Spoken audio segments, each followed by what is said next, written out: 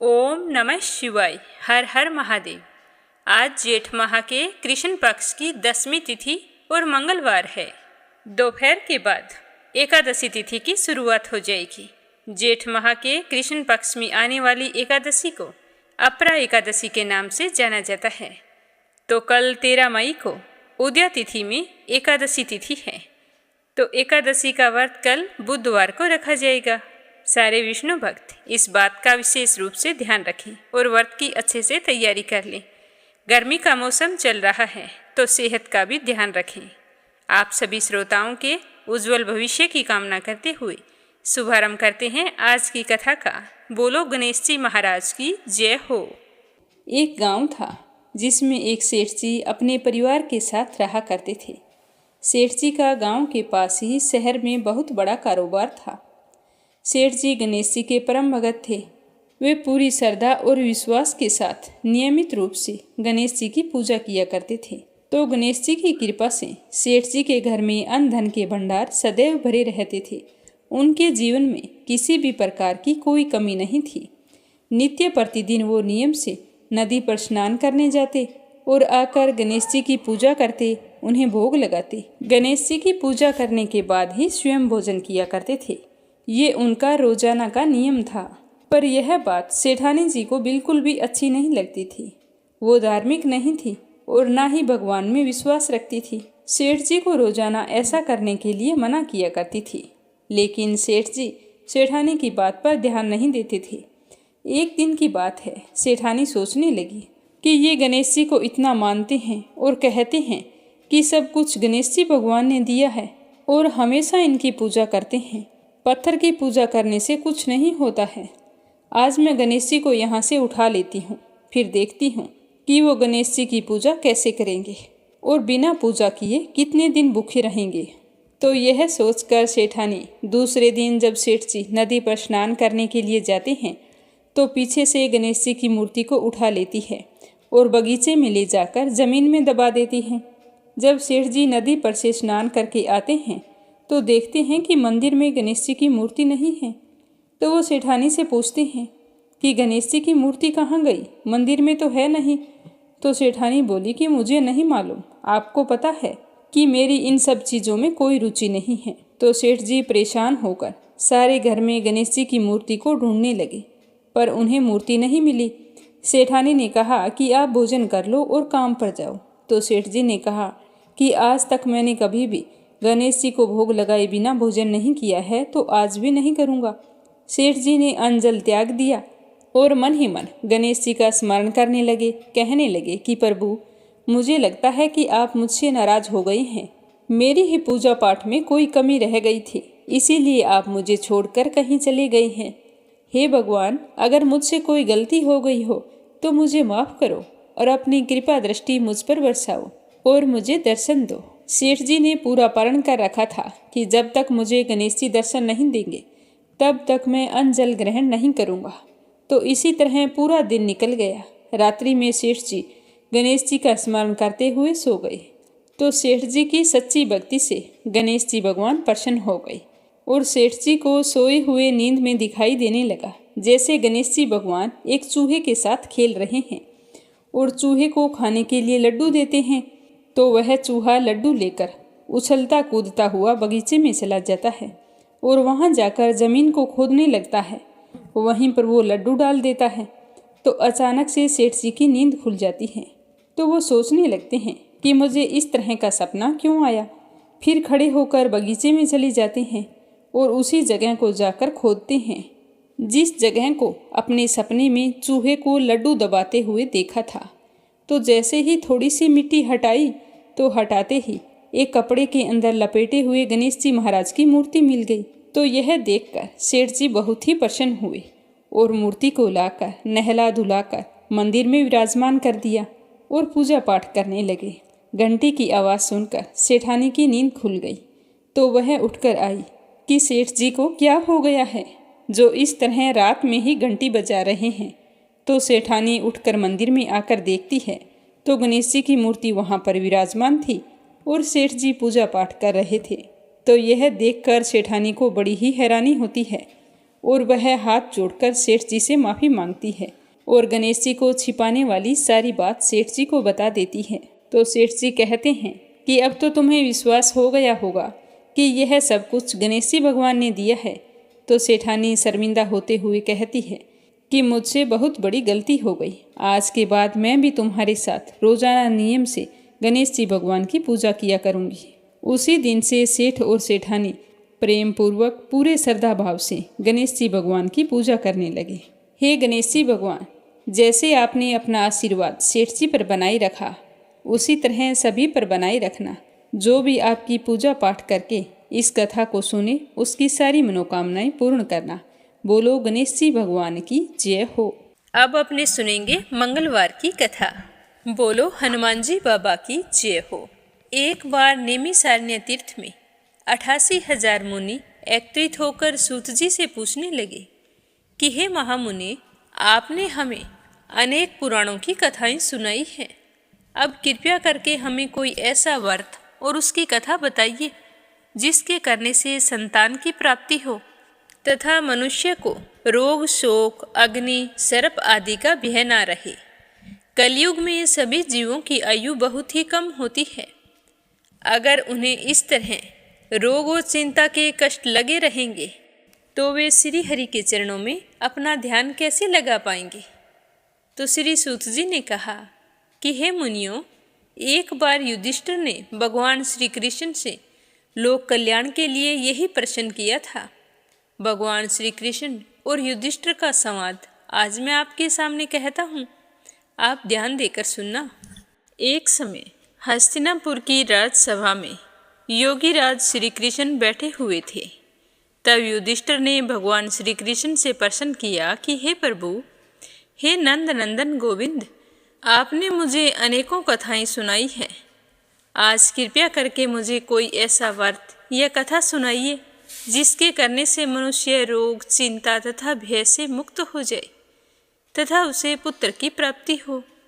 हे प्रभु, बिना पुत्र मनुष्य का जीवन व्यर्थ है, क्योंकि बिना पुत्र के मनुष्य नरक का गामी होता है।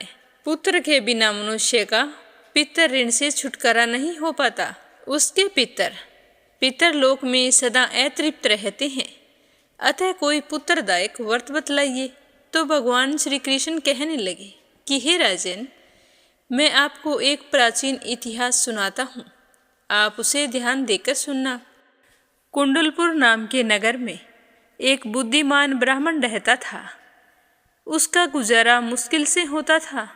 उसे अपने गरीब होने का उतना दुख नहीं था जितना कि उसके संतान न होने के कारण वह दुखी रहता था। उसकी पत्नी सुनंदा पतिव्रता नारी थी।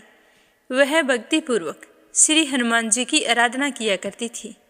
मंगलवार के दिन व्रत करके अंत में भोजन बनाकर हनुमान जी को भोग लगाने के बाद स्वयं भोजन करती थी।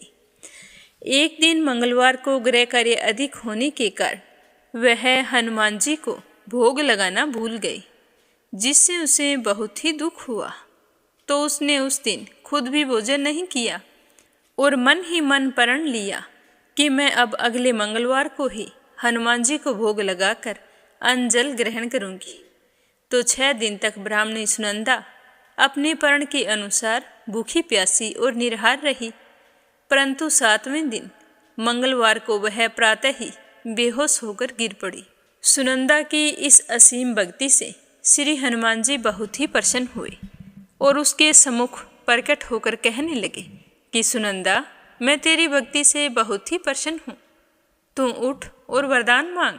सुनंदा अपने आराध्य देव हनुमान जी को अपने समक्ष देखकर बहुत ही खुश हुई और उनके चरणों में गिर पड़ी और कहने लगी कि हे प्रभु, मेरे कोई संतान नहीं है, अतः आप मुझे संतान प्राप्ति का आशीर्वाद प्रदान करें। तो सुनंदा की बात सुनकर हनुमान जी ने कहा कि तुम्हारी इच्छा अवश्य पूर्ण होगी। तुम्हारे यहाँ एक कन्या जन्म लेगी, उसके अष्टांग प्रतिदिन सोना दिया करेंगे। इस तरह वरदान देकर हनुमान जी अंतर्ध्यान हो गई और ब्राह्मणी सुनंदा बहुत ही खुश हुई और चूरमा बनाकर हनुमान जी को भोग लगाया। फिर अपने व्रत का पारण किया जब उसका पति घर आया तो वह बहुत ही खुश होकर भगवान का दिया हुआ वरदान अपने पति को बताया। तो लड़की के बारे में सुनकर ब्राह्मण देवता पहले तो दुखी हुए, परंतु सोना मिलने की बात सुनी तो वो प्रसन्न हो उठे। सोचने लगे कि अगर ऐसी कन्या मेरे घर जन्म लेगी तो मेरी तो सारी गरीबी दूर हो जाएगी। तो हनुमान जी की कृपा से 10वें महीने ब्राह्मणी ने बहुत ही सुंदर कन्या को जन्म दिया। 10वें दिन ब्राह्मण ने अपनी उस बालिका का नामकरण संस्कार करवाया। तो उनके कल पुरोहित ने उस बालिका का नाम रत्नावली रखा। रत्नावली ने अपने पिछले जन्म में मंगल देव के व्रत किए थे, तो उसके पुण्यों के प्रभाव से रतनबाला का अष्टांग प्रतिदिन बहुत सारा सोना देता था। उस सोने से नंदा ब्राह्मण बहुत ही धनवान हो गया और ब्राह्मणी सुनंदा में भी इस बात का अभिमान आ गया। ऐसे ही समय बीतता गया। जब रत्नावली 10 बरस की हुई तो सुनंदा ने अपने पति से कहा कि स्वामी, हमारी बेटी विवाह योग्य हो गई है, अतः हमें कोई सुंदर तथा योग्य वर देखकर उसका विवाह कर देना चाहिए। तो यह बात सुनकर नंदा ब्राह्मण कहने लगा कि हमारी बेटी रत्नावली अभी तो बहुत छोटी है, अभी से क्यों परेशान होती हो। तो ब्राह्मणी कहने लगी कि हे पतिदेव, रजस्वला का दान देने वाले माता पिता को घोर नरक की प्राप्ति होती है।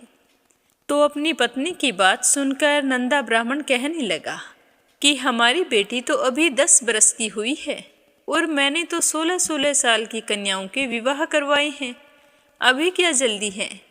तो ब्राह्मणी सुनंदा कहने लगी कि आप ये सब लोभ के कारण कह रहे हैं। आप ब्राह्मण हो और ब्राह्मण को शास्त्रों के आदेश का पालन करना चाहिए। नंदा ब्राह्मण के पास अपनी पत्नी के बात का जवाब नहीं था। वह कहने लगा कि ठीक है, मैं कल ही योग्य वर की तलाश में अपना दूत भेज दूंगा। दान भी तो सुपात्र को ही दिया जाता है।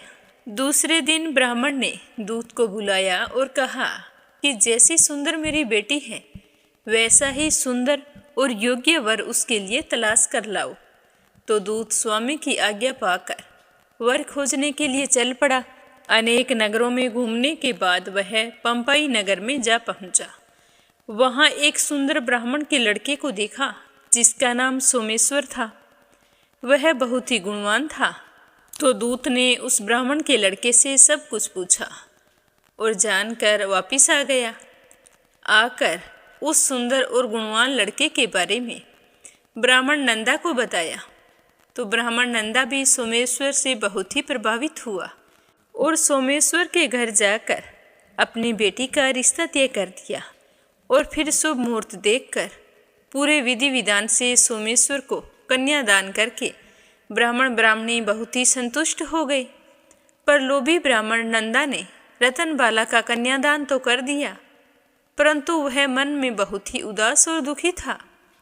वह विचार कर रहा था कि रतनबाला तो अब ससुराल चली जाएगी, अब इसे जो सोना मुझे मिलता था वो तो बंद हो जाएगा, और जो कुछ मेरे पास धन बचा कर रखा हुआ था वह तो इसके विवाह में खर्च हो गया, और जो धन शेष है वो थोड़े ही दिनों में समाप्त हो जाएगा और मैं फिर से गरीब हो जाऊंगा। तो मुझे कोई ऐसा उपाय करना चाहिए जिससे रतनबाला मेरे घर पर ही रहे। तो इस तरह सोचते सोचते उसने एक क्रूर निर्णय ले लिया। उसने विचार किया कि जब सुबह रतनबाला का पति सोमेश्वर उसे अपने साथ घर लेकर जा रहा होगा, तब मार्ग में ही मैं उसका वध करवा दूंगा और फिर रतनबाला को अपने साथ घर ले आऊंगा, जिससे मुझे रोजाना सोना भी मिलता रहेगा और मैं लोगों के नज़र दोष से भी बच जाऊंगा। कोई मुझे यह नहीं कहेगा कि मैंने अपनी बेटी का विवाह नहीं किया, क्योंकि ब्राह्मण परिवार में कन्या का विवाह सिर्फ एक ही बार किया जाता है। तो यह तो बहुत ही अच्छा उपाय है। यह सोचकर वो सो गया। प्रातःकाल हुई। नंदा और सुनंदा ने अपने जमाता तथा पुत्री को बहुत सारा धन देकर विदा किया। सोमेश्वर अपनी पत्नी रत्नावली को लेकर अपने नगर की तरफ चल पड़ा। ब्राह्मण नंदा ने जिस तरह से क्रूर निर्णय लिया था उसको अंजाम देने के लिए अपने दूत को भेज दिया और कहा कि मार्ग में ही मेरे जवाई का वध कर देना। तो दूत मार्ग में छिप कर बैठ गया, और जैसे ही सोमेश्वर उस छिपे हुए स्थान के पास से गुजरने लगा तो ब्राह्मण के दूत ने उसका वध कर दिया, और यह समाचार ब्राह्मण तक भी पहुंचा दिया। अपने जमाता के वध का समाचार सुनकर नंदा ब्राह्मण अपनी पत्नी के साथ वहां पहुंचा जहां पर यह जघन्य अपराध हुआ था, और रुंदन करती हुई अपनी पुत्री से कहने लगा कि हे पुत्री, लुटेरों ने ऐसा अनर्थ करते हुए कुछ भी नहीं सोचा, लेकिन यह तो भगवान की इच्छा थी। भगवान के आगे किसी का भी वश नहीं चला है।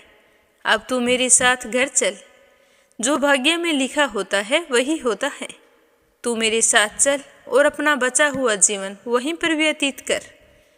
अपने पति की मृत्यु से दुखी हुई रत्नावली अपने पिता से कहने लगी कि पिताजी, मैं तो मेरे पति के साथ ही सती होना चाहती हूँ। जब मेरे पति ही नहीं हैं तो मेरे जीने का क्या फायदा। तो रत्नावली के माता पिता ने उसे बहुत समझाया, लेकिन वो नहीं मानी। उसने तो मरने की ठान ली थी। उसने विलाप करते हुए अपने माता पिता से सती होने की इच्छा बताई। तो वह ब्राह्मण नंदा विचार करने लगा कि मैंने अपने जवाई का वध करवा के इस पाप को अपने सर लिया है। रतनबाला तो अपने पति के साथ ही अपने प्राण तक देने को तैयार है, तो मेरा तो दोनों तरफ से मरना हो गया। अब ना तो धन मिलेगा, और जवाई का वध करवाने के कारण मुझे यम यातना भोगनी पड़ेगी, वो अलग। यह सोचकर वह ब्राह्मण बहुत ही दुखी हुआ। फिर सोमेश्वर की चिता बनाई गई। रतनबाला सती होने की इच्छा से पति का सर अपनी गोद में रखकर चिता में बैठ गई। जैसे ही चिता को अग्नि दी गई, वैसे ही प्रसन्न होकर मंगलदेव वहां पर प्रकट हो गए और कहने लगे कि हे रत्नावली, मैं तेरी पति भक्ति से बहुत ही प्रसन्न हूँ। तू वरदान मांग। तो रतनबाला ने अपने पति का जीवन दान मांगा। तो मंगलदेव कहने लगे कि रतनबाला, तेरा पति अजर अमर है, इसके अलावा तेरी कोई और इच्छा हो तो वो मांग। तो रतनबाला कहने लगी कि हे ग्रहों के स्वामी, यदि आप मुझ पर इतने ही प्रसन्न हैं तो मुझे यह वरदान दीजिए कि जो भी मनुष्य मंगलवार के दिन प्रातःकाल लाल पुष्प, लाल चंदन से आपका पूजन करे, उसे रोग व्याधि ना हो, स्वजनों से उसका कभी वियोग ना हो, सर्प, अग्नि तथा स्त्रुओं का कोई भय ना रहे, उसका घर परिवार सभी प्रकार के सुखों से भरा रहे, ऋणकर्ता ऋण से मुक्त होकर धन संपत्ति का स्वामी हो जाए। जो स्त्री मंगलवार का व्रत करे वह कभी विधवा ना हो। तो रतनबाला की बात सुनकर मंगलदेव तथास्तु कहकर अंतर्ध्यान हो गई। मंगलदेव की कृपा से सोमेश्वर जीवित हो गया। अपने पति को पुनः जीवित पाकर रतनबाला बहुत ही प्रसन्न हुई। सोमेश्वर अपनी पत्नी को लेकर अपने नगर को चला गया। रतनबाला को यह पता चल गया था कि उसके पति की हत्या लोभ के कारण उसके पिता ने करवाई है, लेकिन उसने किसी को कुछ नहीं बताया। उसने अपने पिता को क्षमा कर दिया। पति पत्नी आजीवन मंगल व्रत करने लगे और मंगलदेव की कृपा से इस लोक का सुख ऐश्वर्य भोग कर अंत में स्वर्ग लोक को गई। हे हनुमान जी बाबा, जो भी व्यक्ति मंगलवार के दिन व्रत रखकर आपकी इस परम पावन कथा को सुने, उसकी सारी मनोकामनाएं पूर्ण करना और अपना आशीर्वाद हमेशा उस पर बनाए रखना। बोलो हनुमान जी बाबा की जय हो। अब अपने सुनते हैं दशा माता की कहानी। पुराने समय की बात है। एक घर में एक देवरानी जेठानी रहा करती थी। वे दोनों निसंतान थी। वे मेहनत मजदूरी करके अपना पेट पालती थी, पर दोनों व्रत पूजा पाठ के बारे में कुछ नहीं जानती थी। एक दिन सुबह उनके चूल्हे की आग बुझ गई, तो दोनों प्रातःकाल ही गांव में आग लेने गई। उस दिन पूरे गांव में दशा माता का पूजन था, इसीलिए उन्हें किसी के यहाँ से आग नहीं मिली। आग ना मिलने पर जेठानी देवरानी से कहने लगी कि बहन, आज तो हमें भूखा ही रहना पड़ेगा, तो क्यों ना हम भी व्रत रख लें। व्रत भी रह जाएगा और शाम को आग मिलने पर रसोई बनाकर भोजन कर लेंगी। तो उसकी जेठानी ने कहा कि ठीक है, तुम कहती हो तो हम भी व्रत रख लेती हैं।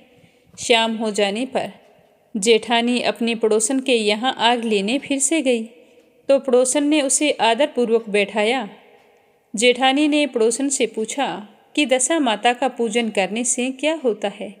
तो पड़ोसन कहने लगी कि जिस बात का इच्छा करके डोरा लिया जाता है वह इच्छा पूर्ण हो जाती है।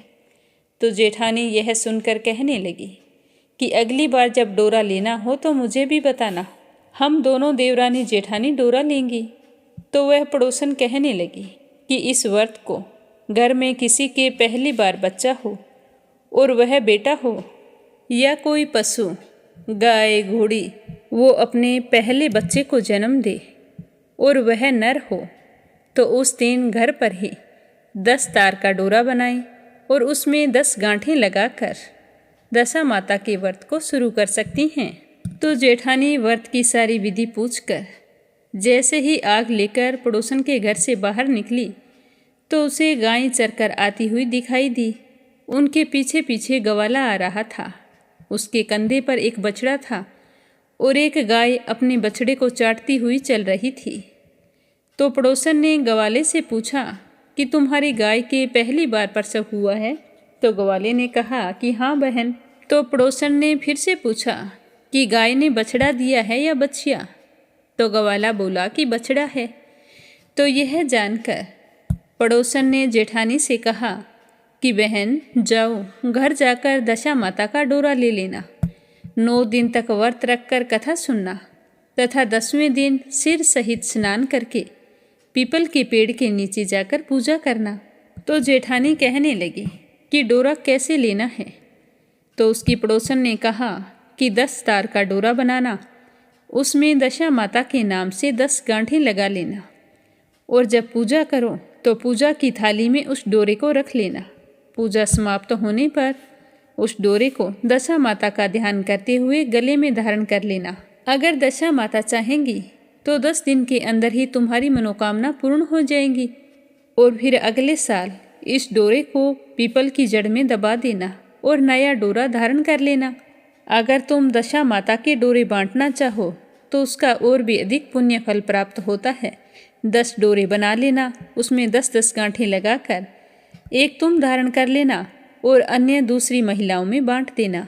तो यह सुनकर जेठानी बहुत ही खुश हुई और घर आकर अपनी देवरानी से व्रत के बारे में बताया। तो दोनों देवरानी जेठानी ने दशा माता का डोरा तैयार करके पूरे विधि विधान से माता रानी की पूजा की। 9 दिन तक व्रत रखे और 10वें दिन सिर सहित स्नान करके फिर से दशा माता के डोरे का पूजन करके उसे गले में बांध लिया। तो दशा माता की कृपा से दोनों देवरानी जेठानी गर्भवती हो गई। 9 महीने और 9 दिन बाद दोनों के यहाँ 2 पुत्रों ने जन्म लिया। तो पुत्रों के जन्म से दोनों देवरानी जेठानी और उनके पति बहुत ही प्रसन्न हुए और दशा माता का धन्यवाद करने लगे। फिर समय के साथ बालकों का नामकरण संस्कार हुआ। तो देवरानी ने जेठानी से कहा कि जेठानी जी, हमने जो सुहागिनों को न्योतने की मन्नत मांगी थी उसे अब हमें पूरा कर देना चाहिए। तो जेठानी कहने लगी कि ऐसे क्या जल्दी है, जब लड़कों का अन्नप्राशन संस्कार होगा तब सुहागिनों को न्योता दे देंगी। जब लड़कों का अन्नप्राशन संस्कार हो गया तो देवरानी ने फिर जेठानी से कहा कि सुहागिनें न्योत दें, परंतु जेठानी ने बात को टाल दिया और कहने लगी कि अभी क्या जल्दी है, जब बच्चों का मुंडन संस्कार होगा तो सुहागिनों को न्योता भी दे देंगे। तो कुछ समय बाद लड़कों का मुंडन संस्कार भी हो गया। देवरानी ने जेठानी को सुहागिनों के न्योतने की बात कही तो जेठानी कहने लगी कि लड़कों की सगाई के समय कर देंगे, अभी क्या जल्दी है, उस समय महिलाओं को तो बुलाया ही जाएगा तो सुहागिनें भी न्योत देंगे। तो इस तरह सालों साल बीत गए, लड़के बड़े हो गए, उनकी सगाई हो गई, पर जेठानी ने तो अब भी सुहागिनें नहीं न्योती। जेठानी बोली कि जिस दिन लड़कों के फेरे होंगे उस दिन सुहागिनों को न्योत देंगे, एक साथ दोनों काम हो जाएंगे। तो देवरानी कहने लगी कि बहन, जब तुम्हारी इच्छा हो तब सुहागिनों को न्योता देना, परंतु मैं तो लगन के दिन ही सुहागिनों को न्योत दूंगी। तो देवरानी ने तो लगन के दिन ही सुहागिनों को न्योता दे दिया, परंतु जेठानी ने कुछ भी परवाह नहीं की।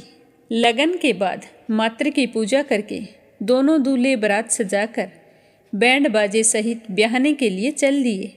देवरानी के बेटे का विवाह बड़े धूमधाम से सकुशल पूर्ण हो गया, परंतु जेठानी ने सुहागिनों को न्योता नहीं दिया।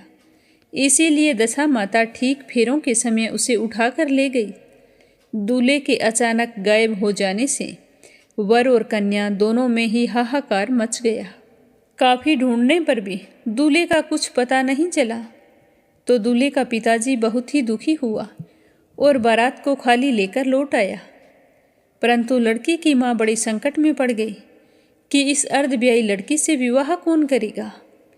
तो पड़ोस की चतुर सुहागिनों ने लड़की की माता को समझाया कि ब्याह का जो सामान बचा है उस सामान को लड़की के हवाले कर दो और लड़कियों को कह दो कि वो भिखारियों को सदावर्त देने लगे।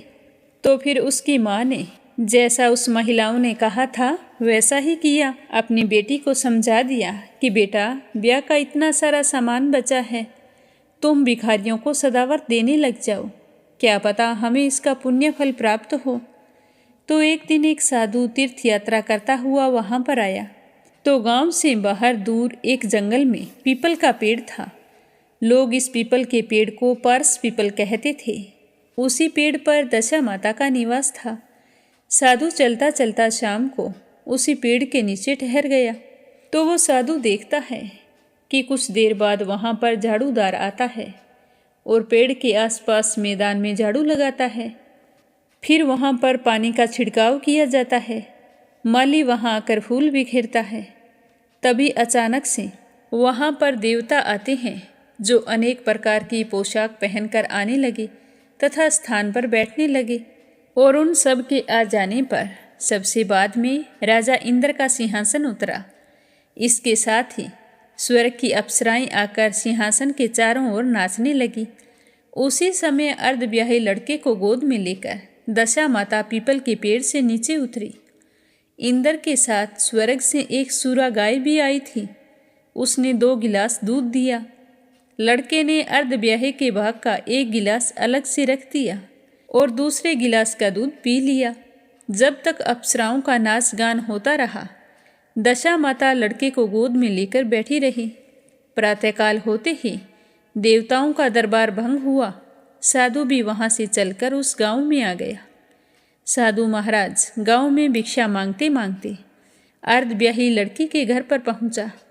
लड़की ने आदरपूर्वक साधु को बैठाया और भोजन तैयार किया।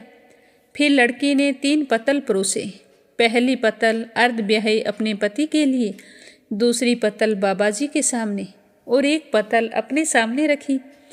तो यह देखकर साधु ने कहा कि जो बात मैंने रात देखी थी वही बात यहीं भी देखने को मिल रही है। तो लड़की पूछने लगी कि बाबाजी क्या बात है। तो साधु बाबा ने बात टालते हुए कहा कि हम बैरागी लोग ऐसी अनेक बातें करते रहते हैं, तुम्हें ऐसी बातों से क्या मतलब, तुम भोजन करो और भगवान का भजन करो। तो लड़की कहने लगी कि नहीं साधु बाबा, अभी आपने कहा था कि जैसी बात रात देखी थी ठीक वैसी ही बात अब देखी है, तो आपको मुझे बताना ही होगा कि ये क्या है। अगर आप बताएंगे नहीं तो मैं भोजन नहीं करूँगी। पर साधु बाबा फिर भी चुप रहे। तो वह लड़की कहने लगी कि आप साधु हैं और मैं सती हूँ। आप या तो अपने कथन को स्पष्ट कीजिए कि आपने रात को क्या देखा था, नहीं तो मैं आपको श्राप दे दूंगी। तो साधु बाबा ने रात का सारा किस्सा कह सुनाया। यह सुनकर लड़की ने कहा कि साधु बाबा, मैं आपके साथ उस पीपल के पेड़ के पास जाऊंगी। तो साधु बाबा ने कहा ठीक है। तो कुछ देर विश्राम करने के बाद में शाम के समय साधु बाबा आगे आगे चले और लड़की उनके पीछे पीछे चलती रही। साधु बाबा लड़की को पार्स पीपल के पास छोड़कर चले गए। संध्या होने पर जमादार ने आकर झाड़ू लगाई, पानी का छिड़काव किया, माली ने फूल बिखेरे। फिर देवताओं के राजा इंद्र आए, अप्सराओं का नाच गान प्रारंभ हुआ। उसी समय दशा माता पीपल के पेड़ से उतरकर दरबार में बैठ गई। सूरा गाय ने 2 गिलास दूध दिया तो लड़के ने 1 गिलास दूध लिया और 1 गिलास दूध अर्धब्याई लड़की के लिए रख दिया। जैसे ही लड़के ने दूध का गिलास मुंह पर लगाया तो उसी समय उस लड़की ने दूसरा गिलास हाथ में लेकर अपने वर के सामने आ गई और कहने लगी कि अपना भाग लेने के लिए मैं उपस्थित हूँ, मेरे लिए क्या आज्ञा है, मैं सेवा करने के लिए तैयार हूँ। तो लड़का कहने लगा कि मैं तुम्हें इस तरह नहीं मिल सकता, मैं दशा माता की सेवा में रहता हूँ, मुझे अभी दरबार में जाकर दशा माता की गोद में बैठना है। यदि तुम मुझे पाना चाहती हो तो दशा माता को प्रसन्न करो और फिर उनसे ही मुझे अपने लिए मांग सकती हो, तभी मैं तुम्हारा हो सकता हूँ। यह कहकर लड़का दूध पीकर दशा माता की गोद में जाकर बैठ गया। लड़की अप्सराओं के साथ नाच गान करने लगी। जब सवेरा हुआ तो दशा माता ने इस नई लड़की को बुलाकर पूछा कि तुम कौन हो? तुम्हारे नाचने से मैं बहुत ही प्रसन्न हूँ, जो कुछ मांगना है मांग लो। तो लड़की ने दशा माता से वचन लिया कि माँ, आप मुझे वचन दो, जो भी मैं मांगूंगी वो आप मुझे प्रदान करेंगी। तो दशा माता ने कहा कि तथास्तु। इसके बाद लड़की ने दशा माता से अपने पति को पकड़कर कहा कि मुझे तो ये चाहिए। तो दशा माता ने कहा कि तूने मांगा तो बहुत है, परंतु मैं वचन दे चुकी हूँ, इसी कारण मैं तुझे तेरे पति को वापस करती हूँ। तो राजा इंद्र ने पूछा कि भगवती, यह सब क्या है, मैं इस राज को जानना चाहता हूँ।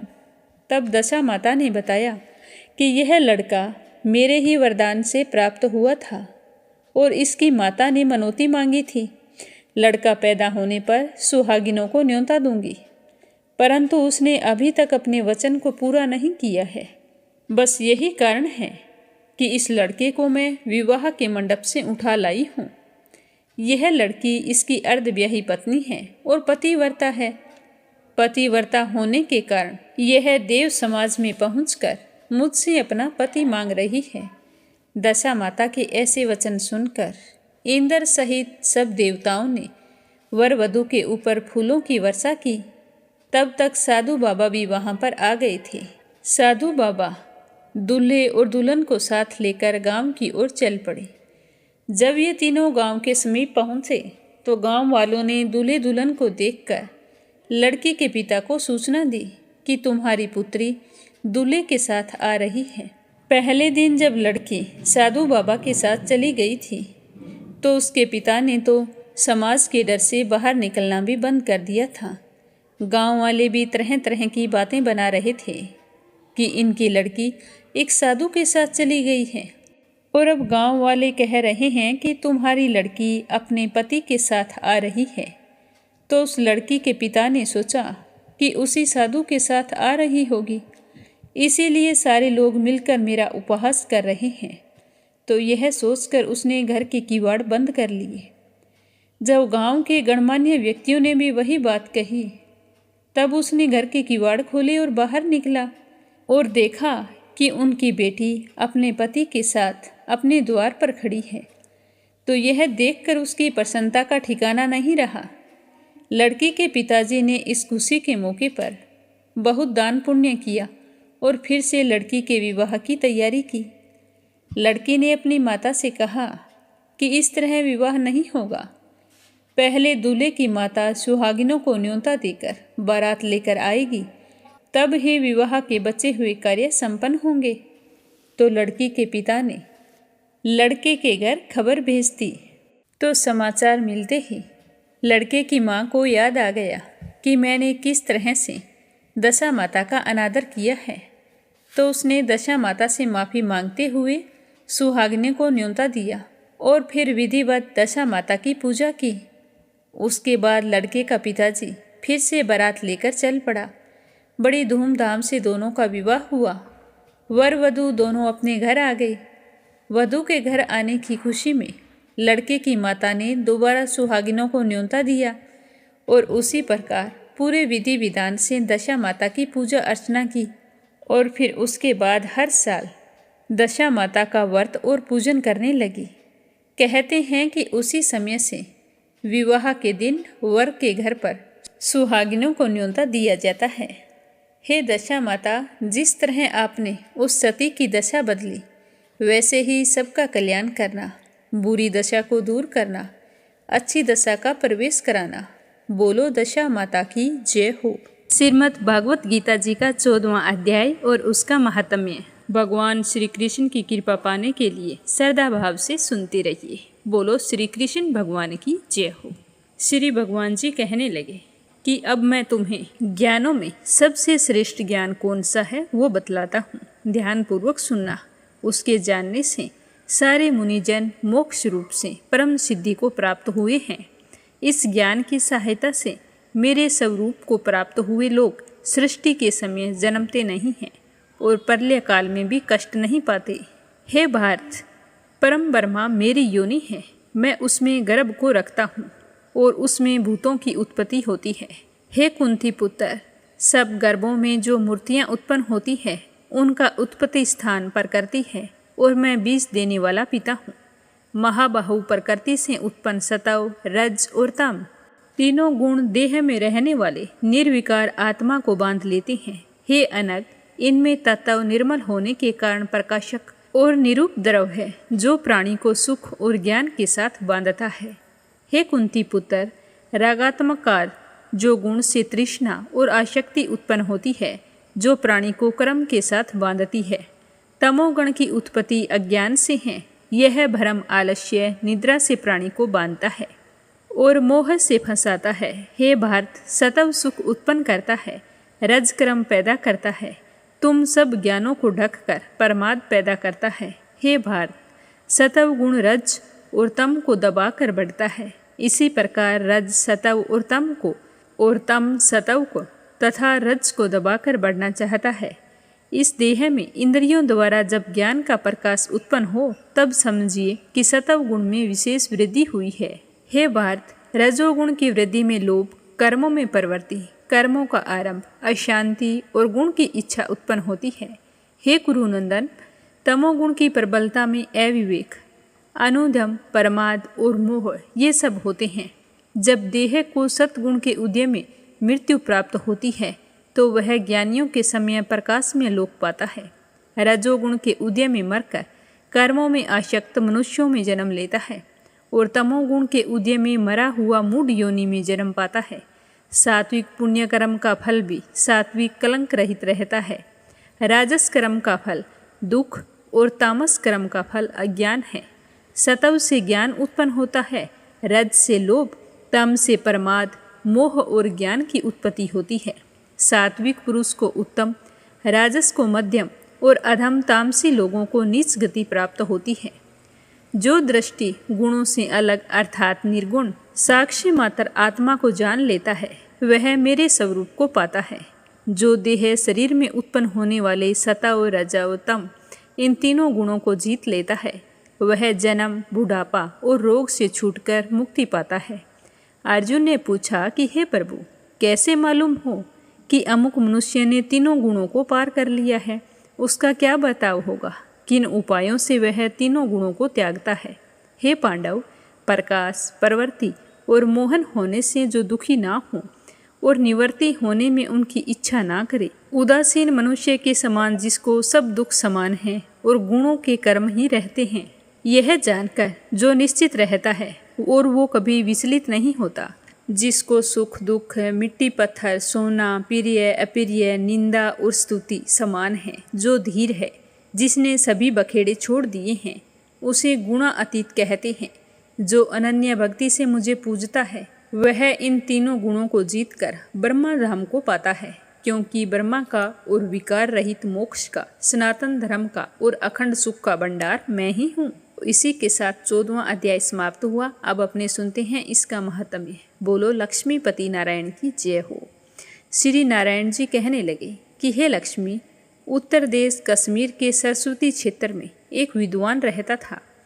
वहाँ के राजा सूर्यवर्मा की संगल द्वीप के राजा के साथ बड़ी ही प्रीति थी। एक समय राजा ने संगल द्वीप को बड़े ही जवाहर, हीरे मोती और बहुत ही बड़ी ज़्यादा कीमत के घोड़े भेजे थे। तब कश्मीरी राजा ने मन में विचार किया कि उसने तो इतना सारा भेजा है, मैं उसे क्या भेजूं? तो एक दिन अपने मंत्री से पूछा कि हम उन्हें क्या भेजें? तो मंत्री ने कहा कि जो वस्तु ना हो उस चीज़ को भेजना अच्छा होता है। तो राजा ने कहा कि और तो सारी वस्तुएं हैं, एक शिकारी कुत्ते वहाँ पर नहीं हैं, वह भेज देता हूँ। तो सोने की जंजीरों से बांधकर मखमल गद्दों की डोलियों में बैठाकर कुत्ते संगलदीप पहुँचा दिए। यह देखकर राजा बड़ा ही प्रसन्न हुआ और कहा कि यह शिकारी कुत्ते यहाँ नहीं थे जो मेरे मित्र ने भेजे हैं, उसका बहुत भला हो। अब हम तो शिकार खेला करेंगे। तो ऐसा करते करते कई दिन गुजर गए। एक दिन राजा शिकार खेलने के लिए चला और शिकार खेलने वाले साथ चल पड़े। संगलदीप के राजा ने दूसरे राजाओं के साथ शर्त बांधी कि जिसका कुत्ता शिकार मार गिराए सो वह ले ले। जब सब राजाओं ने अपने कुत्ते छोड़े तो एक सुसिया वहाँ से निकल पड़ा। तो सारे कुत्ते उस खरगोश के पीछे दौड़ पड़े। वह खरगोश दौड़ता दौड़ता दूर निकल गया, कुत्ते पीछे ही रह गए। संगलदीप के राजा का कुत्ता था, उसने खरगोश को पकड़ लिया। तो लोगों ने अचानक से शोर मचाया। तो कुत्ता तो हैरान परेशान हो गया और उसकी पकड़ से खरगोश छूट गया। अब खरगोश के कुत्ते के दांत लग गए थे, तो खरगोश के खून पड़ता ही जा रहा था और खरगोश भागता जा रहा था। कुत्ते उसके पीछे पीछे भाग रहे थे। भागते भागते कुत्ते पीछे रह गए और खरगोश भागता हुआ एक कच्चे तालाब जो पानी से भरा हुआ था उसमें कूद गया। उसके तट पर एक कुटिया थी, वहाँ पर एक साधु रहता था। तो सवान भी उसके पीछे गिर गया। इतने में राजा भी घोड़ा दौड़ा कर वहाँ पर पहुँच गया। देखा तो दोनों मरे पड़े थे और देवदेही पाकर बैकुंठ को चल पड़े। राजा को देखकर उन्होंने कहा कि हे राजन, तुम धन्य हो, तुम्हारे प्रताप से ही हमने देवदेही पाई है। तो राजा ने पूछा कि यह कैसे हुआ? तो उन दोनों ने कहा कि ये तो हम नहीं जानते, इस जल को छूने से ही हमें यह देवदेही मिली है। तो राजा ने कहा कि धन्य भाग मेरे जो तुम्हारा उद्धार हुआ। इतना कहकर वो बैकुंठ को गए। तो राजा ने देखा कि वहाँ पर एक संत जी की कुटिया थी। तो राजा कुटिया में जाकर संत जी को नमस्कार किया और पूछने लगे कि हे संत जी, मुझे बताओ कि यह कौतुक आश्चर्य कैसे हुआ, क्या आपने देखा था? तो संत जी ने कहा कि हाँ, मैंने देखा था। सुसिया और सवान दोनों का इस जल के स्पर्श करने से उद्धार हो गया। तो राजा ने कहा कि यह जल कैसा है? तो उस संत ने कहा कि हे राजन, मेरा गुरु यहाँ रहता है, नित्य स्नान करके गीता जी के 14वें अध्याय का पाठ किया करता है। मैं भी यहाँ स्नान करके गीता का पाठ करता हूँ। तो राजा ने कहा कि धन्य हो संत जी, आपके प्रताप से ऐसी योनियों का उद्धार हुआ है और मेरे भाग्य भी धन्य हैं जो मुझे आपके दर्शन हुए हैं। तो संत ने कहा कि तुम कहाँ के हो राजा, हमें बताओ। तो राजा ने कहा कि मैं तो संगलदीप का राजा हूँ। हे संत जी, मुझे इन दोनों की पिछले जन्म की कथा सुनाओ। तो संत जी कहने लगे कि हे राजन, यह जो सुसिया है पिछले जन्म में ब्राह्मण था, यह अपने जन्म में भ्रष्ट हुआ था। यह कुतिया है, ये इसकी पत्नी थी। इसने अपनी पत्नी को खूब खिंचाया तो इसकी पत्नी ने इसे जहर देकर मार डाला। जब दोनों मरकर यमलोक गए तब धर्मराज ने हुक्म दिया कि इस ब्राह्मण को सुसिया का जन्म दो और इसकी पत्नी को कुतिया का जन्म दो। तब इन दोनों ने पुकार कर कहा कि महाराज, हमारा उद्धार कैसे होएगा? तब धर्मराज ने कहा कि जब श्री गीता जी के 14वें अध्याय का पाठ करने वाले संतों के स्थान पर जल का स्पर्श तुम्हें होगा तो तुम्हारा उद्धार हो जाएगा। तो इस तरह इन्होंने खरगोश और कुतिया की योनि पाई और धर्मराज के कहे अनुसार आज इनका उद्धार हो गया है। तब राजा नमस्कार करके अपने घर चला गया और अपने पंडित जी को बुलाकर कहा कि मुझे भी नित्य प्रतिदिन गीता जी के 14वें अध्याय का पाठ सुनाना। तो पंडित जी 14वें अध्याय का पाठ सुनाने लगा। नित्य प्रतिदिन सुनने से राजा का भी उद्धार हुआ। राजा अपनी देह त्याग कर बैकुंठ को गया। इस तरह श्री नारायण जी ने कहा कि हे लक्ष्मी, यह 14वें अध्याय का माहात्म्य है। जो भी श्रद्धा भाव से इसे सुनता है वह अपने जीवन के समस्त सुखों का भोग करके अंत में बैकुंठ धाम को जाता है। तो ये था 14वां अध्याय और उसका माहात्म्य। समाप्त होते ही कमेंट बॉक्स में श्री कृष्ण भगवान की जय हो जरूर लिखें। अब अपने सुनेंगे श्रीमद् भागवत कथा का आगे का अध्याय। प्रेम भाव से सुनते रहिए। बोलो श्री हरि विष्णु भगवान के अनंत स्वरूपों की जय हो। श्री सुखदेव जी कहने लगे कि हे राजन, भगवान श्री कृष्ण बलराम जी के साथ में वृंदावन में रहकर अनेकों प्रकार की लीलाएं कर रहे थे। एक दिन की बात है कि उन्होंने देखा कि वहाँ के सारे गोप इंद्र यज्ञ करने की तैयारी कर रहे हैं। तो भगवान श्री कृष्ण तो सबके अंतर्यामी और सर्वज्ञ हैं, उनसे कोई भी बात छिपी नहीं थी। वे तो सब कुछ जानते थे। फिर भी अनजान बनकर उन्होंने नंद बाबा आदि बड़े बूढ़े गोपों से पूछा कि हे पिताजी, आप लोगों के सामने यह कौन सा बड़ा भारी भरकम कौन सा उत्सव आ पहुंचा है, जो आप इस तरह जोरों शोरों से तैयारी कर रहे हैं। इसको करने से कौन से फल की प्राप्ति होती है और आप किस उद्देश्य से यह कर रहे हैं, और ये जो आप यज्ञ कर रहे हैं यह किन साधनों के द्वारा किया जाता है। हे पिताजी, आप मुझे सब कुछ बतलाइए, मैं इसके बारे में कुछ भी नहीं जानता हूँ। आप मेरे पिता हैं और मैं आपका पुत्र हूँ। ये बातें सुनने के लिए मुझे बड़ी ही उत्कंठा भी है। पिताजी, जो संत पुरुष सबको अपनी आत्मा मानते हैं, जिनकी दृष्टि में अपने और पराई का भेद नहीं है, जिनका ना कोई मित्र है ना कोई दुश्मन और ना उदासीन, उनके पास छिपाने की तो कोई बात ही नहीं होती। परंतु यदि ऐसी स्थिति ना हो तो रहस्य की बात दुश्मन की भांति उदासीन से भी नहीं कहनी चाहिए। मित्र तो अपने समान ही कहा गया है, इसीलिए उससे कोई बात छिपाई नहीं जाती। अतः हे पिताजी, आप मुझे सब कुछ बताइए। यह संसारी मनुष्य समझ बेसमझ अनेकों प्रकार के कर्मों का अनुष्ठान करता है। उनसे समझ बूझकर करने वाले पुरुषों के कर्म जैसे सफल होते हैं, वैसे नासमझ व्यक्ति के कभी नहीं होते। अतः इस समय आप लोग जो क्रिया योग करने जा रहे हैं, वह अपनों के साथ साथ विचारित शास्त्र संबंध हैं क्या, या फिर लौकिक ही हैं? मैं सब कुछ जानना चाहता हूँ। आप कृपया करके मुझे स्पष्ट रूप से बतलाइए। तो नंद बाबा कान्हा जी की बात सुनकर कहने लगे कि हे बेटा, भगवान देवराज इंद्र वर्षा करने वाले मेघों के स्वामी हैं। ये मेघ उन्हीं के अपने रूप हैं। वे समस्त प्राणियों को तृप्त करने वाला एवं जीवन दान करने वाला जल बरसाते हैं। मेरे प्यारे कान्हा, हम और दूसरे लोग उन्हीं मेघपति भगवान इंद्र की यज्ञों के द्वारा पूजा किया करते हैं। जिन सामग्रियों से यह यज्ञ होता है, वे भी उनके बरसाए हुए शक्तिशाली जल से ही उत्पन्न होती हैं। उनका यज्ञ करने के बाद जो कुछ शेष बच जाता है, उसी अन्न से हम सारे मनुष्य अर्थ, धर्म और काम रूप त्रिव्रत की सिद्धि के लिए अपना जीवन निर्वाह करते हैं। मनुष्यों के खेती आदि प्रयत्नों के फल देने वाले इंद्र ही हैं। अगर वो वर्षा ना करें तो कुछ भी नहीं हो सकता। यह धर्म हमारी कुल परंपरा से चला आ रहा है। जो मनुष्य काम, लोभ, भय अथवा द्वेषवश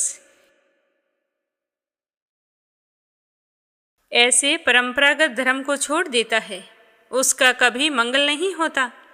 इस तरह बताते हुए श्री सुखदेव जी कहने लगे कि हे राजन, ब्रह्मा जी, शंकर आदि के भी शासन करने वाले केशव भगवान ने नंद बाबा और दूसरे वृजवासियों की बात को सुनकर देवराज इंद्र को क्रोध दिलाने के लिए अपने पिता नंद बाबा से कहा कि बाबा, प्राणी अपने कर्म के अनुसार ही पैदा होता है और कर्म से ही मर जाता है।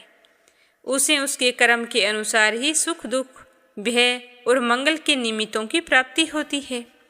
यदि कर्मों को ही सब कुछ ना मानकर उनसे भिन्न जीवों के कर्म का फल देने वाला ईश्वर माना भी जाए, तो वह कर्म करने वालों को ही उनके कर्म के अनुसार फल दे सकता है। कर्म ना करने वालों पर उसकी प्रभुता नहीं चल सकती। जब सारे प्राणी अपने अपने कर्मों का ही फल भोग रहे हैं, तब देवराज इंद्र की हमें क्या आवश्यकता है। हे पिताजी, जब वे पूर्व संस्कार के अनुसार प्राप्त होने वाले मनुष्यों के कर्म फल को बदल ही नहीं सकते, तब उनसे प्रयोजन ही क्या है। मनुष्य अपने स्वभाव पूर्व संस्कारों के अधीन है, वह उसी का अनुसरण करता है। यहाँ तक कि देवता, असुर, मनुष्य आदि को लिए हुए यह सारा जगत स्वभाव में ही स्थित है। जीव अपने कर्मों के अनुसार उत्तम और अधम शरीरों को ग्रहण करता है और छोड़ता रहता है। अपने कर्मों के अनुसार ही यह दुश्मन है, यह मित्र है, यह उदासीन है, ऐसा व्यवहार करता है। कहाँ तक कहूँ और क्या कहूँ, कर्म ही गुरु है, कर्म ही ईश्वर है। इसीलिए हे पिताश्री, मनुष्य को चाहिए कि पूर्व संस्कारों के अनुसार अपने वर्ण तथा आश्रम के अनुकूल धर्मों का पालन करता हुआ कर्म का ही आदर करे, जिसके द्वारा मनुष्य की जीविका सुगमता से चलती है। वही उसका इष्ट देव होता है। जैसे अपने विवाहित पति को छोड़कर जार पति का सेवन करने वाली व्याभिचारिणी स्त्री कभी शांति लाभ नहीं करती, वैसे ही जो मनुष्य अपनी आजीविका चलाने वाले एक देवता को छोड़कर किसी दूसरे की उपासना करते हैं तो उसे कभी भी सुख नहीं मिलता है। ब्राह्मण वेदों के अध्ययन अध्यापन से, क्षत्रिय पृथ्वी पालन से, वैश्य वार्तावृत्ति से और शूद्र ब्राह्मण क्षत्रिय और वैश्यों की सेवा से अपनी जीविका का निर्वाह करे। वैश्यों की वार्तावृत्ति 4 प्रकार की है: कृषि, वाणिज्य, गोरक्षा और ब्याज लेना। तो हम लोग उन चारों में से एक केवल गौ पालन सदा से करते आए हैं। हे पिताजी, इस संसार की स्थिति, उत्पत्ति और अंत के कारण क्रमशः सतव गुण, रजोगुण और तमोगुण हैं। यह विविध प्रकार का संपूर्ण जगत स्त्री पुरुष के संयोग से रजोगुण के द्वारा उत्पन्न होता है। उसी रजोगुण की प्रेरणा से मेघगण सब जगह जल बरसाते हैं। उसी से अन्न और अन्न से सभी जीवों की जीविका चलती है। इसमें भला देवराज इंद्र का क्या लेना देना है? वह भला कैसे कर सकता है जब सब कुछ अपने कर्मों के अनुसार हो रहा है? हे पिताश्री, ना तो हमारे पास किसी देश का राज्य है और ना तो बड़े बड़े नगर हमारे अधीन हैं। हमारे पास गांव या घर भी नहीं है। हम तो सदा के ही वनवासी हैं। वन और पहाड़ ही हमारे घर हैं। इसीलिए हम लोग गौओं, ब्राह्मणों और गिरिराज का यजन करने की तैयारी करें। इंद्र यज्ञ के लिए जो सामग्रियां इकट्ठी की गई है, उन्हीं से इस यज्ञ का अनुष्ठान होने दें। अनेकों प्रकार के पकवान, खीर, हलवा, पुआ, पूरी आदि से लेकर मूंग की दाल तक बनाएं। वृक्ष का सारा दूध इकट्ठा कर लें। वेदवादी ब्राह्मणों के द्वारा भली भांति हवन करवाया जाए तथा उन्हें अपने अनेकों प्रकार के अन्न, गहुएं और दक्षिणाएं दी जाए। साथ में चांडाल, पतित तथा कुत्तों तक को यथा योग्य वस्तुएं देकर गौओं को चारा दिया जाए और फिर गिरिराज को भोग लगाया जाए। इसके बाद खूब प्रसाद खा पीकर, सुंदर सुंदर वस्त्र पहनकर, गहनों से सज धज कर, चंदन का तिलक करें। गऊ, ब्राह्मण, अग्नि तथा गिरिराज गोवर्धन पर्वत की प्रदक्षिणा की जाए। हे पिताजी, मेरी तो ऐसे ही सम्मति है। यदि आप लोगों को अच्छा लगे तो ऐसा ही कीजिए। ऐसा यज्ञ गऊ, ब्राह्मण और गिरिराज को तो प्रिय होगा, मुझे भी बहुत ही अच्छा लगेगा। इस तरह बताते हुए श्री सुखदेव जी कहने लगे कि हे राजन, काल आत्मा भगवान की इच्छा थी कि देवराज इंद्र का घमंड चूर चूर कर दे। नंद बाबा आदि गोपों ने उनकी बात सुनकर बड़ी प्रसन्नता से स्वीकार कर ली। भगवान श्री कृष्ण ने जिस प्रकार का यज्ञ करने को कहा था, वैसा ही उन सब ने यज्ञ करना प्रारंभ किया। पहले ब्राह्मणों से स्वास्थ्य वाचन कराकर उसी सामग्री से गिरिराज और ब्राह्मणों को सादर भेंट दी तथा गौओं को हरी हरी घास खिलाई। इसके बाद नंद बाबा आदि गोपों ने गौओं को आगे करके गिरिराज की प्रदक्षिणा की। ब्राह्मणों का आशीर्वाद प्राप्त करके वे और गोपियाँ भली भांति श्रृंगार करके बैलों से जुती हुई गाड़ियों पर सवार होकर भगवान श्री कृष्ण की लीलाओं का गान करती हुई गिरिराज की परिक्रमा करने लगी। भगवान श्री कृष्ण गोपों को विश्वास दिलाने के लिए गिरिराज के ऊपर एक दूसरा विशाल शरीर धारण करके प्रकट हो गए तथा मैं गिरिराज हूँ, इस प्रकार कहते हुए सारी सामग्री आरोगने लगे।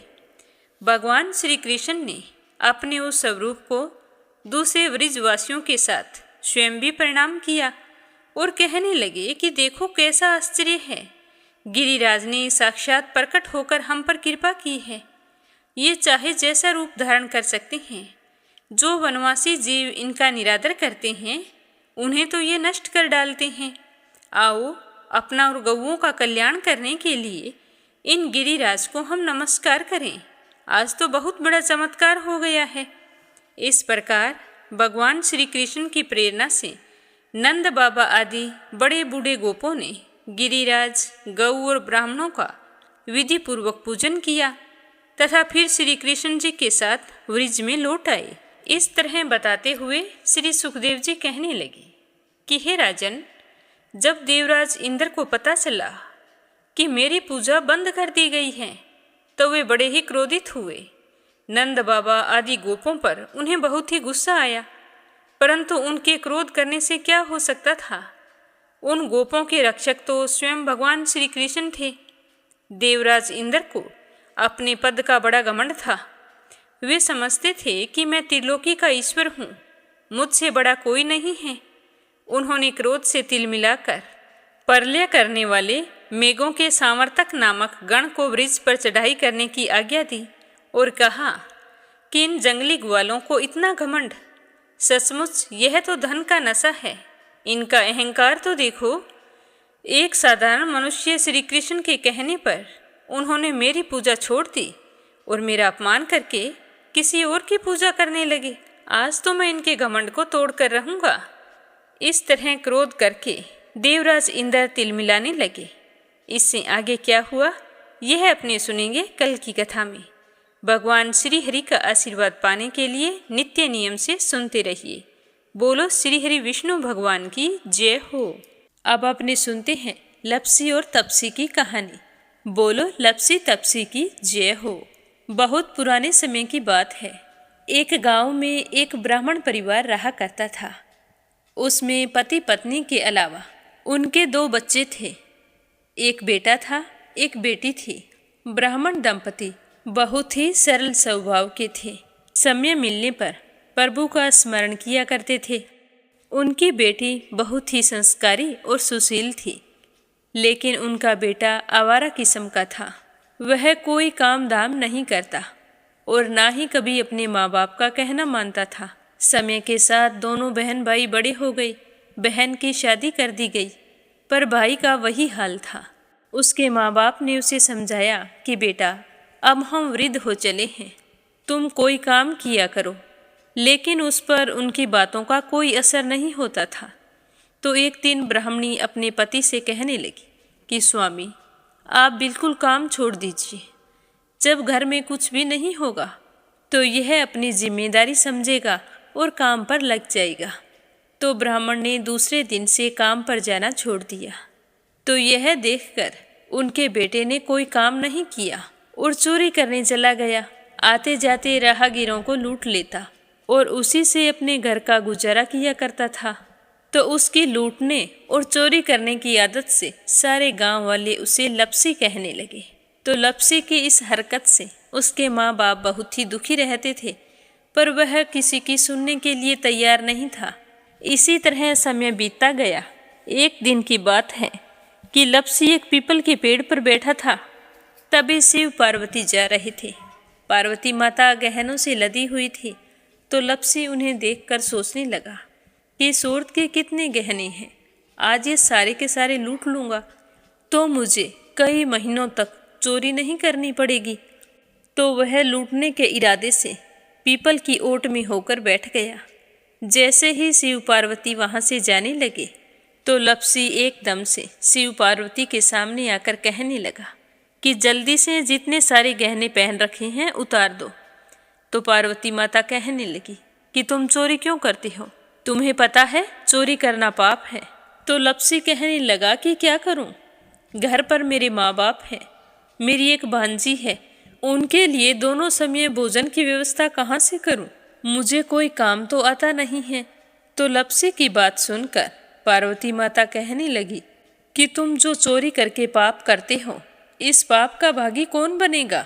तो लपसी कहने लगा कि मेरे घर वाले सारे बनेंगे। तो पार्वती माता कहने लगी कि कोई नहीं बनेगा, पाप के भागी केवल तुम बनोगे।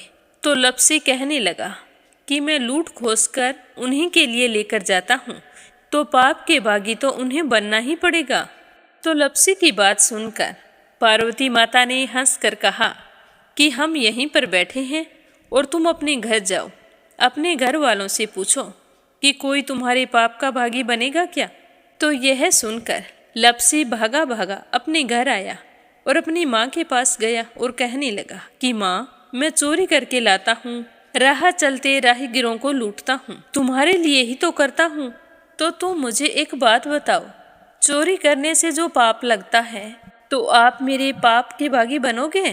तो लप्सी की बात सुनकर उसकी माँ कहने लगी कि बेटा, मैंने तो तुमसे नहीं कहा कि तुम चोरी करके लाओ, तुम कमा कर लाओ, हमें तो 2 वक्त की रोटी चाहिए, मैं तो तुम्हारी पाप की भागी नहीं बनूंगी। तो माँ के मुंह से इस तरह की बात सुनकर लप्सी तो हैरान हो गया। फिर वह अपने पिताजी के पास गया और जाकर कहने लगा कि पिताजी, मैं जो कुछ भी लूट खोस के लाता हूँ वो आपके लिए ही तो लाता हूँ। देखो मैंने लूट कर कितना धन इकट्ठा कर लिया है, कितने ऐशो आराम है तुम्हारे। अगर मैं चोरी नहीं करता तो क्या ये सब हमें मिलता?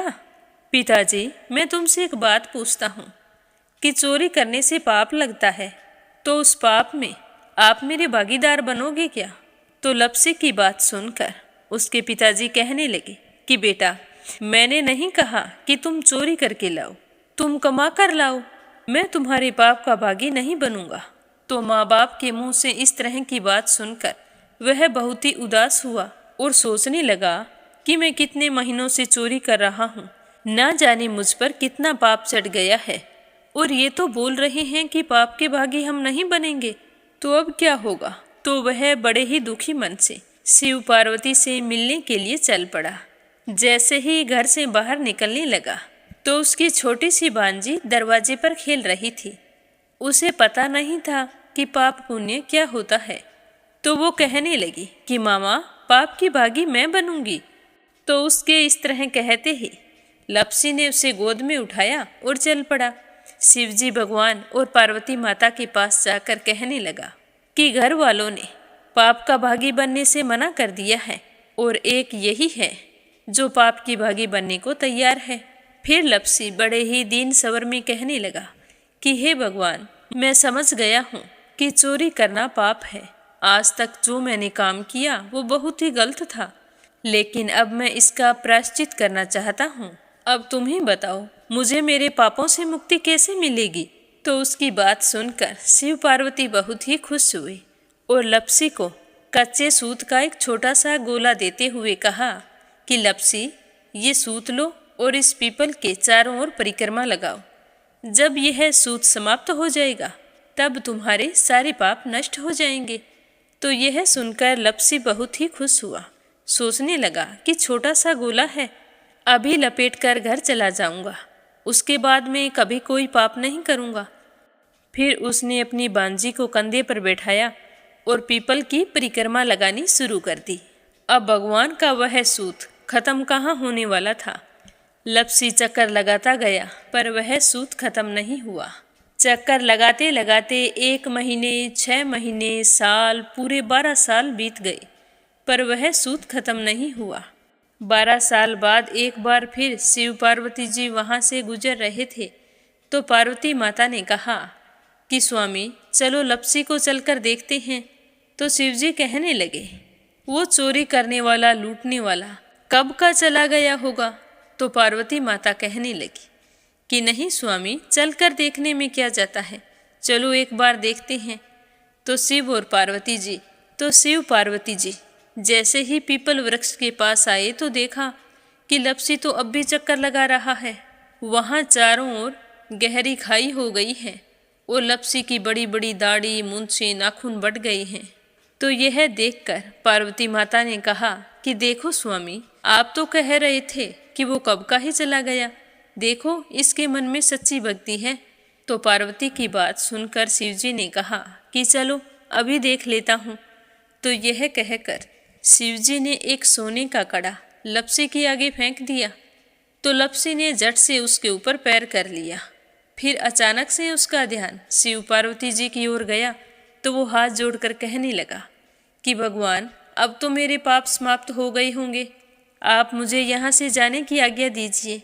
आपका यह सूत अभी तक खत्म नहीं हुआ है। तो शिव जी भगवान ने कहा कि तुम्हारे पाप कर्म भी अभी तक पूरे नहीं हुए हैं। तो शिव जी की बात सुनकर लप्सी कहने लगा कि भगवान, मुझे पूरे 12 वर्ष हो गए हैं आपकी भक्ति करते करते, और अब भी आप मुझ पर शक कर रहे हैं। तो शिव जी ने कहा कि अपना पैर उठाओ। तो जैसे ही लप्सी ने अपना पैर उठाया तो उसके पैर के नीचे सोने का कड़ा था। तो यह देखकर लप्सी शर्मिंदा हो गया और कहने लगा कि प्रभु, गलती हो गई, मुझे माफ़ करो, आगे से मैं ऐसी गलती कभी नहीं करूँगा। तो शिव जी कहने लगे कि नहीं लप्सी, तुम्हारा पाप ऐसे पूरा नहीं हो सकता। अब तुम्हें 12 वर्ष तक और इसी तरह परिक्रमा करनी होगी, उसी के बाद तुम्हारे पाप समाप्त होंगे। यह कहकर शिव पार्वती वहाँ से चले गए और वह फिर से पीपल के पेड़ की परिक्रमा करता रहा। करते करते 12 साल बीत गए। 12 साल बाद में शिव पार्वती जी वहाँ पर आए तो उन्होंने देखा कि आज भी वो वहीं पर चक्कर लगा रहा है। तो शिव जी ने फिर उसके सामने सोने की अंगूठी फेंकी पर उसने कोई ध्यान नहीं दिया। तो शिव जी भगवान प्रसन्न होकर कहने लगे कि हे लप्सी, आज से तुम मेरी तपस्या करके तपसी बन गए हो। मैं तुम्हें वरदान देता हूँ कि तुम अपने जीवन में सारे सुखों को प्राप्त करेगा। और तूने 24 बरस तक मेरी भक्ति की है, इसका फल भी तुझे अवश्य मिलेगा। जो भी औरत गाय और कुत्ते की रोटी नहीं बनाएगी, उसका पुण्य फल तुम्हें मिलेगा। आंगन लीप कर दहलीज नहीं लीपेगी तो उसका पुण्य फल भी तुझे ही मिलेगा। अगर हमारे घर की बहन बेटी को हम सूट, तीवल या साड़ी भेंट स्वरूप देते हैं तो साथ में मोली का धागा और कुछ रुपए नहीं देंगे तो उसका पुण्य फल भी तुम्हें ही मिलेगा। अगर कोई दिए से दिया जलाएगा तो उसका पुण्य फल भी तुम्हें ही मिलेगा। अगर व्रत और पूजा पाठ में सारी कहानी सुन ले और तुम्हारी कहानी ना सुने तो उसका पुण्य फल भी तुम्हें ही मिलेगा। कहा जाता है कि तभी से सुबह पहली रोटी गाय की और सुबह की अंतिम रोटी छोटी बनाई जाती है और शाम को अंतिम रोटी बड़ी बनाई जाती है जो कुत्ते की होती है। और दिए से दिया भी नहीं जलाया जाता। और घर की बहन बेटियों को सूट और तीवल के साथ भेंट स्वरूप कुछ रुपए भी जरूर दिए जाते हैं। और उसी दिन से हर व्रत कथा के बाद में लप्सी तपसी की कहानी जरूर सुनी जाती है। और कथा समाप्त होने पर कहा जाता है कि लप्सी का फल लप्सी को मिले, तपसी का फल तपसी को मिले। हमारी पूजा पाठ का, हमारे व्रत का और हमारी कहानी का पुण्य फल हमें मिले। बोलो लप्सी तपसी की जय हो। तो ये थी लप्सी और तपसी की कहानी। लप्सी तपसी 2 भाई नहीं थे। लप्सी और तपसी एक ही आदमी का नाम था। लूट कर लाता था, इसीलिए उसे लप्सी के नाम से पुकारते थे। और फिर भगवान की तपस्या करने के कारण उसे तपसी के नाम से जाना जाने लगा। बोलो लप्सी तपसी की जय हो। अब अपने सुनेंगे कथा सुनने वाले प्यारे श्रोताओं के नाम। आज का पहला कमेंट है नीलम जायसवाल हैदराबाद से। दूसरा है अपराजिता मीना श्रीवास्तव नेपाल से। और तीसरा है सरला रानी करनपुर से। परमेश्वरी रघुवीर सिंह दिल्ली से। आशा शर्मा, विष्णु, ज्योति, अंशु भीलवाड़ा से। यूएन तिवारी, इंदिरा तिवारी लखनऊ से। श्रीमती शर्मा अलीगढ़ से। संजय, सोनिया, हिताक्षी, दीपेश, मयंक हरियाणा से। आशा अग्रवाल, लड्डू, मोहित, अंकुर अग्रवाल आगरा से।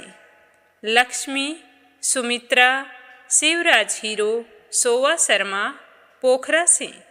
विमला नेपाल से। रुक्मणी शर्मा अंबाला से। सीमा जोशी, रवि कुमार जोशी दिल्ली से। मंजुला कपूर पंजाब से। सुनीता पवार, कृषु पवार मध्य प्रदेश से। श्रीमती यशोदा, अंजलि, बबली, विकी उड़ीसा से। अनिल कुमार टिहरी करनाल से, सुरेंद्र कुमार सैनी, श्रीमती रजनी देवी दुआंसी लविसा सोनीपत से, बीना, देविका, कनिका, तुलसी वाशने अलीगढ़ से, श्रीचंद यादव गया बिहार से, श्यामवती, सुषमा, विष्णु, कार्तिक, पूर्वी, रुपेश, गौरी, शिवम, निष्ठा हरियाणा से, गीता गोस्वामी, सुनीता गोस्वामी, पीहू गोस्वामी मेरठ से, रेखा, धर्मेंद्र शर्मा जयपुर से, नर बहादुर पाल, भागीरथी पाल नेपाल से, सुनीता रानी मेरठ से, संजीव कंसल, कविता कंसल, हितेश कंसल, आरूस कंसल, रानी कंसल मुजफ्फरनगर से, सावित्री गौर कोलारस से, कमला गुरुग्राम से, संगीता अग्रवाल, कमला देवी अग्रवाल दुलिया महाराष्ट्र से, के लक्ष्मण दास उमरकोट से, मीरा अग्रवाल बंगाल से, श्वेता, रितेश, स्वीटी, रितु, प्रिंस, यूवी, लक्ष्मी, गुरुचरण साहू उड़ीसा से, रजनी बड़ोला उत्तराखंड दिल्ली से, दिल्ली बहादुर भंडारी, सरिता भंडारी, नम्रता भंडारी, सूरज भंडारी नेपाल से, चंद्रकांता दिल्ली से, नंदा पांडुरंग पुजारी ब्रह्मपुरी महाराष्ट्र से, संजना राजपूत अहमदाबाद से, सरस्वती सोनी जोधपुर से, चंदा देसवाल हरियाणा से, शोभा कुंवर पुरोहित अहमदाबाद से, मंजू चौधरी भीलवाड़ा से, इंदिरा रावत, मोहित रावत पलवल से, शांताबेन वाघेला गुजरात के मंडल से, कमलेश भल्ला जम्मू से, गीता गोस्वामी, सुनीता गोस्वामी। आपने पूछा है कि घर पर अगरबत्ती जला सकते हैं क्या। इसको लेकर धारणा तो यही है कि घर पर अगरबत्ती नहीं जलानी चाहिए, क्योंकि इसकी डंडी बांस की बनी होती है और बांस घर पर जलाना अशुभ माना जाता है। पूनम यादव करेली से, राधा मिश्रा, सोनम मिश्रा, सीता मिश्रा, गौरी मिश्रा, जानवी मिश्रा, माधवी मिश्रा बाराबंकी से, निर्मला पांचाल करनाल से, देवी सिंह, कार्तिक, पायल, सौम्या, उमा रघुवंशी गजबा सौदा से, मिशिका जांगिड़ उड़ीसा से, श्रीमती कमलेश जबलपुर से, पूजा पाठक उत्तराखंड देहरादून कौसानी से, सावित्री, ईश्वरलाल, राजेश, मीनू, निखिल, भारती, शुभम रामचंदानी गाजियाबाद से, कुसुम बघेल दिल्ली से। एक श्रोता जिसने अपना नाम नहीं बताया है, उन्होंने पूछा है पुरुषोत्तम मास की कथा के बारे में। जी हाँ, आपको पुरुषोत्तम मास की कथा अवश्य सुनने को मिलेगी। अगला कमेंट है शशि वर्मा, अंजलि वर्मा, करण वर्मा पंजाब से, फूलवती देवी, सम्मन प्रसाद दिल्ली से, सीताराम जायसवाल, शकुंतला जायसवाल वाराणसी से, कोमल निर्मल मुंबई मीरा रोड से, आरती खैरावर अगरखर से। आप सभी का बहुत बहुत धन्यवाद जो आप रोजाना नियम से इस चैनल पर प्रस्तुत कथाओं को सुनते हैं और कमेंट करके भी बताते हैं। तो आपसे मेरा निवेदन है कि चैनल को सब्सक्राइब करें और रोजाना प्रस्तुत होने वाली हर वीडियो को ज़्यादा से ज़्यादा अपने मित्रों और रिश्तेदारों में शेयर करें। आप सभी के सुख सौभाग्य की कामना करते हुए आज के लिए बस इतना ही। कल फिर मिलेंगे, तब तक के लिए ओम नमः शिवाय। हर हर महादेव।